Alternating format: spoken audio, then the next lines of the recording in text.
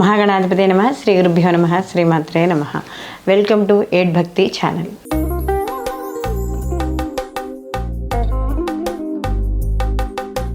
September 14 నుండి మనకి ఈ శుక్రుడు అలాగే కేతుల యొక్క కలయిక అనేది యుతి అనేది జరగబోతోంది. శుక్రుడు సెప్టెంబర్ 14న మనకి ఈ యొక్క సింహరాశిలోకి ప్రవేశించడం అనేది జరుగుతోంది. ఈ ప్రవేశం వల్ల ఈ యొక్క కేతువు మరియు శుక్రుడు కలయిక వల్ల ద్వాదశ రాశుల వారికి శుభ ఫలితాలు ఏ విధంగా ఉంటాయి అనేది తెలుసుకోబోయే ముందర అసలు శుక్రుడు కేతువు అంటే ఎటువంటి స్వభావం ఎలా ఉంటుంది అని చూసుకున్నప్పుడు శుక్రుడు కంఫర్ట్ని ఎక్కువగా ఇవ్వడం అనేది జరుగుతుంది. అంటే ఎప్పుడు లగ్జరీ లైఫ్ అంటే కార్లు లేకపోతే ఏవైనా మనకి ఈ ఇంట్లోకి ఉపయోగపడే వస్తువులు కొనుక్కోవడము, వస్త్రాలు, ధనప్రాప్తి, అలాగే ఆభరణాలు, ఇలాంటి వాటికి అన్నింటికీ కూడా శుక్రుడు కారకుడుగా చెప్తాం. అలాగే వివాహము, వైవాహిక జీవితము, సంతాన ప్రాప్తి, ఇవన్నీ కూడా శుక్రుడి కారకాలుగా మనం చెప్పడం అనేది జరుగుతుంది.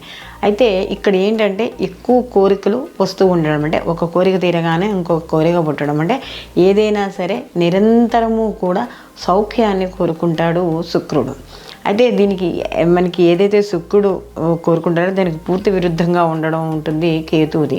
కేతువు ఆధ్యాత్మిక కారకుడు, అంటే ఆధ్యాత్మిక చింతన, గురువుల్ని కలుసుకోవడం, అలాగే పుణ్యక్షేత్ర దర్శనాలు, ఎప్పుడు ఏదో ఒక భగవన్నామ స్మరణ చేసుకుంటూ ఉండడం, లేదా మనకి ఈ గ్రంథ పఠనాలు అంటే పురాణాలకు సంబంధించినవి, వాటికి సంబంధించి గ్రంథ పురాణాలు పుస్తకాలు ఏవైతే ఉంటాయో వాటిని పఠనం చేయడం, లేదా ఒక ఆధ్యాత్మిక కార్యక్రమాల్లో పాల్గొనడం, భగవంతుడికి సేవ చేయడము, లేకపోతే సమాజంలో ఎవరైతే ఉన్నత వ్యక్తులు అంటే ఆధ్యాత్మిక పరంగా ఉన్నారో వాళ్ళని కలుసుకోవడం, గురువుల్ని కలుసుకోవడం, కొత్త విద్యలు అంటే ఆధ్యాత్మిక పరంగా ఎదగడానికి, భగవంతుడిని చేరడానికి కొన్ని విద్యలు నేర్చుకోవడం, ఇలాంటివన్నీ కూడా ఈ యొక్క కేతువు ఇవ్వడం అనేది జరుగుతుంది.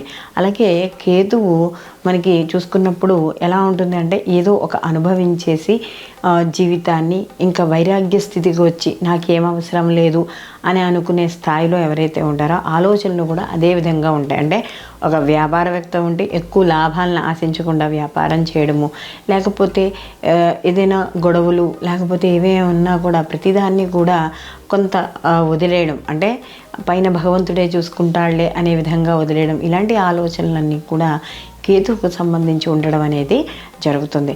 కాబట్టి అసలు మరి వీళ్ళు ఈ రెండు కారకత్వాలు కానీ వీళ్ళిద్దరివి చూసుకుంటే పూర్తి విరుద్ధంగా ఉంటాయి.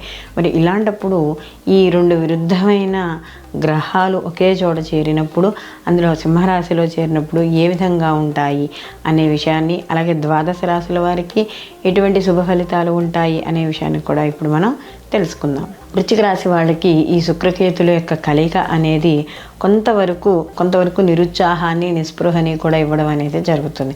ఎందుకంటే ఎప్పుడైతే ఈ దశమ స్థానంలో ఈ యొక్క రాశి ఈ యొక్క శుక్రుడు మరియు కేతువు ఉన్నాడో వీళ్ళకి ఇంక ఈ పని అవ్వదు అనే ఒక నిరుత్సాహం అనేది ఏర్పడుతుంది. వృత్తి ఉద్యోగాల్లో వీళ్ళకి ఐక్య లేకపోవడం, ఎంత కష్టపడుతున్నా కూడా దానికి తగ్గ ఫలితం లేకపోవడము, అలాగే శ్రమ ఎక్కువగా అవ్వడం, శ్రమతో పాటు ధనం కూడా ఖర్చు కావడం, అదే మాట్లాడే పద్ధతి నచ్చక శత్రువులు ఎక్కువ అవ్వడం, మిత్రులు తగ్గిపోయి శత్రువులు ఎక్కువగా ఉండడం, అలాగే ముఖ్యంగా అక్కర్లేని స్త్రీలకు సంబంధించిన వ్యవహారాల్లో కలవ చేసుకోవడం వల్ల ఇబ్బందులు పడడం, ఇలాంటివన్నీ కూడా చోటు చేసుకోవడం అనేది జరుగుతుంది. అయితే ఇక్కడ కొంత శారీరకంగా కూడా చిన్న ఇబ్బందులు అనేవి చోటు చేసుకుంటాయి. ఇక్కడ ఎన్ని ఇబ్బందులు ఏర్పడినా కూడా మనసుని ఉల్లాసంగాను ఉత్సాహంగాను ఉంచుకోవడానికి చాలా ప్రయత్నించడం అనేది జరుగుతుంది. ఎందుకంటే కేతువుతో కలిసి ఉన్నాడు కాబట్టి కొంత వైరాగ్య స్థితి కూడా ఉంటుంది. కాబట్టి దీని మీద ఎక్కువగా పెద్దగా ఆశ లేకపోవడం వల్ల కాస్త కొంతవరకు అనుకూలమైన ఫలితాలు ఉండడం అనేది మనకి ఇక్కడ కనబడుతుంది. అలాగే ఈ రాశి వాళ్ళకి కానీ చూసుకున్నప్పుడు ఈ గ్రహాలు, రెండు గ్రహాల యొక్క కలయిక అంటే మనకి ఒక పక్కన ఆధ్యాత్మికం, ఒకటి పక్కన మనకి కంఫర్ట్గా ఉండే లైఫ్ని రెండు చూసుకోవడం అనేది కొద్దిగా ఇబ్బంది అవుతుంది. కాబట్టి ఇక్కడ ఏమవుతుంది అంటే ఎక్కడో మనకి తగ్గుతున్నాము అని అనేటప్పటికి ఒక మోటివేషన్లో కేతు ఆ ఇబ్బంది ఏమీ లేదు అని ఇలాంటి మోటివేషన్స్ ఇచ్చేవాళ్ళు, అంటే కాస్త వైరాగ్య స్థితిని తెచ్చుకునే స్నేహితులు కావచ్చు, బంధువులు కావచ్చు, ఎవరైనా దగ్గరికి చేరడం అనేది జరుగుతుంది. మొత్తం మీద ఈ రాశి వారికి కానీ చూసుకుంటే ఈ దశమ స్థానంలో ఉన్నప్పుడు కాస్త నిరుత్సాహము, అనవసరమైన వృధా ఖర్చులు, ఉద్యోగాల్లో ఇబ్బందులు, రాజకీయ పరంగా కూడా చిన్న చిన్న ఇబ్బందులు, ముఖ్యంగా గవర్నమెంట్ ఉద్యోగాల్లో పనిచేస్తున్న వాళ్ళకి ఖచ్చితంగా చిన్న చిన్న ఇబ్బందులు అనేవి ఉంటాయి.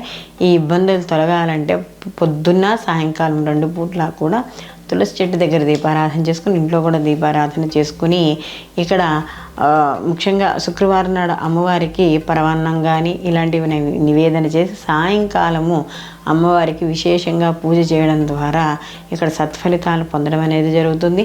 అలా మేము పూజ చేయలేమండి అని అనుకున్న వాళ్ళు కనీసం ప్రతిరోజు ఆ అమ్మవారి యొక్క భగవన్నామ స్మరణ చేసుకుంటూ ఉన్నా కూడా ఇక్కడ సత్ఫలితాలను పొందడం అనేది జరుగుతుంది. స్వచ్ఛమైన స్ఫటికలింగాలు, రుద్రాక్షమాలలు, అలాగే జాతి రత్నాల కోసం కింద నెంబర్ని సంప్రదించగలరు.